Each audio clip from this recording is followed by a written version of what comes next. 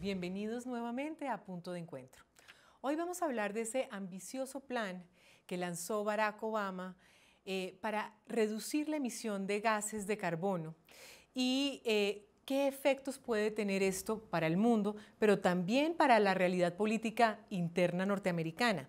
Y cuando habla de política, hablo de política electoral, pero también en términos de políticas públicas.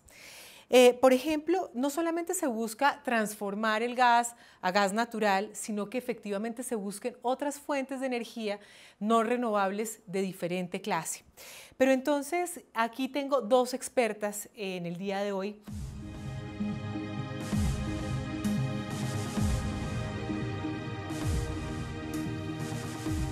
Ana María, muchas gracias por acompañarnos y además desde la perspectiva de una internacionalista. Quisiera que tú me comentaras qué efecto real puede tener esto, sobre todo teniendo en cuenta que en diciembre en París va a haber la próxima reunión sobre cambio climático. Cuéntame. Bueno, yo creo que es una coyuntura bien interesante porque se aproximan elecciones, pero además tenemos la COP de Cambio Climático, la Conferencia de las Partes de Cambio Climático, que es el máximo organismo de decisión de cambio climático a nivel internacional. Entonces, la propuesta de plan de reducción de emisiones del presidente Obama viene de lo que ya se había construido con la Agencia Ambiental de Estados Unidos, con la EPA, en el 2013. O sea, ya hay una propuesta de plan y lo que él hace es dinamizar, ponerle dinero y decir qué cosas concretas se deben hacer los estados para poder lograr esas reducciones de 32% al 2030. Entonces, efectivamente, pues esto tiene un impacto grande interno y externo. A nivel interno, obviamente entra dentro del debate político. El Partido Republicano se ha manifestado en contra de esta política porque pues sí puede afectar sobre todo a las industrias que hacen extracción de carbón, pero externamente también tiene un impacto grande porque la propuesta es ambiciosa. Para 2030 se pretende haber reducido el 32% de emisión de gases por concepto de este tipo de energía. Así es, Marcela. Pues yo creo que en realidad la iniciativa tiene tres objetivos principales. La primera es la pura reducción de las emisiones, que ya de por sí pues es excelente. Porque como tú dices, pues ellos emiten el 14.4 de las gases de efecto invernadero a nivel global. Más allá de eso, yo creo que Obama tiene una preocupación importante por su legado en términos ambientales. A pesar de que siempre ha hablado del tema, no ha podido tener medidas realmente importantes, sobre todo porque se jugó su capital político con el Affordable Care, con Obamacare, y le falta esa patica ambiental para hacer realmente progresivo su legado. Entonces yo creo que el legado es la segunda y la tercera es que siempre ha estado como este impasse entre los grandes poderes esperando a ver quién se mueve primero. Se va a mover China, se va a mover India, se va a mover Estados Unidos. Y entonces Estados Unidos da este paso grande, anuncia su reducción, a los 3 días sale China a anunciar la suya porque no se va a quedar detrás y lo que hizo fue devolvernos la esperanza en la conferencia de las partes. ¿Qué tan vinculante puede ser lo que se pretende en la reunión de diciembre en París? Porque ese es, digamos, el punto de quiebre. ¿Y cómo pueden reaccionar otros países contaminantes como China, como la India? ¿Qué responsabilidad puede haber en los países latinoamericanos también? Porque tengo entendido que el único que ha propuesto un plan para reducción de gases ha sido México. El resto de los países de América Latina, nada.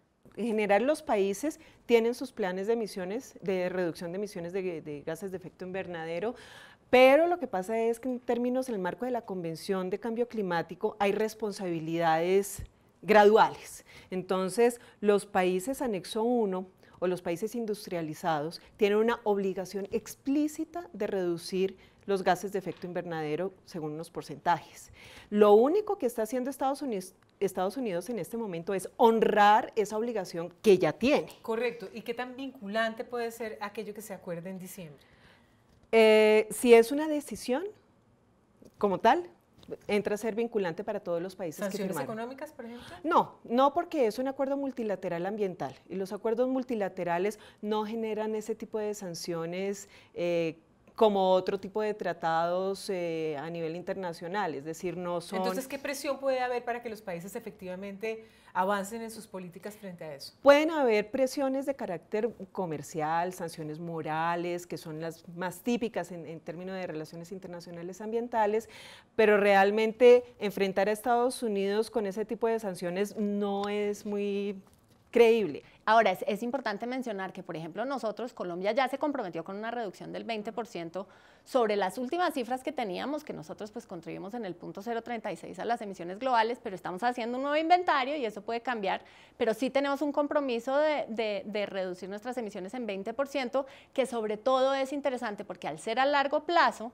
lo que nos puede limitar es la forma en que crece nuestra matriz energética. Nosotros, por tener una matriz energética con base en hidro, en agua, es muy limpia. Base energética pero son las fuentes de backup, generación de energía. Las fuentes de generación de energía en Colombia son hídricas en su gran mayoría, pero nuestro backup en caso de sequía, en el momento en que baja la disponibilidad de agua, gran parte de nuestra energía se va a carbón, precisamente. Entonces, esa va a ser una restricción que tenemos a largo plazo. Ya salió la ANDE a quejarse, igual que en Estados Unidos ha salido gente, sobre todo a quejarse por el precio de la energía, sí. Porque este tipo de limitantes claramente muchas veces es más fácil producir en térmicas con carbón que montar la gran hidroeléctrica, entonces, pero son restricciones al crecimiento que a la larga, en casos como el colombiano y como lo ha dicho Obama, en el caso de que, por ejemplo, los republicanos han salido a decir que esto va a afectar a los pobres y a las minorías, y lo que respondió el presidente Obama, que es muy cierto en el caso colombiano, es que nos tenemos que preocupar es por lo que están respirando nuestras minorías y los más pobres, que siempre son los que tienden a estar en las zonas de mayor contaminación de aire y que son los motivos por los que los niños menores de 4 años tienen enfermedades cardiorrespiratorias. Bueno, ya ven ustedes, este es un tema que yo creo que marca un cambio de paradigma. Realmente estamos hablando del futuro de no solamente la humanidad en el largo plazo, sino en el corto, de nuestros propios hijos y las siguientes generaciones. Estados Unidos da un paso importante, ya veremos cómo nosotros también debemos unirnos a esa responsabilidad global. Muchas gracias y hasta la próxima en Punto de Encuentro.